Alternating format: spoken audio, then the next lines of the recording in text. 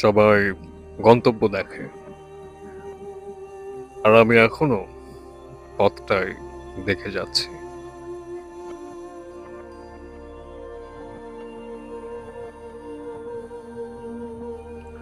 স্বপ্নটা অনেকবার ভেঙেছে, কিন্তু অদ্ভুতভাবে স্বপ্ন দেখার অভ্যাসটা কখনো ভাঙেনি।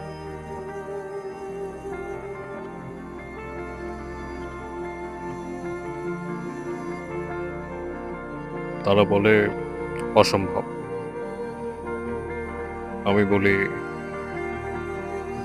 এখনো সময় হয়নি।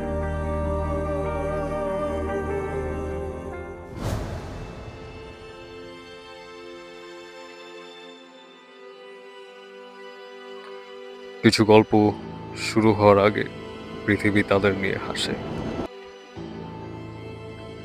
একদিন সেই গল্পটাই ইতিহাস হয়ে যায়।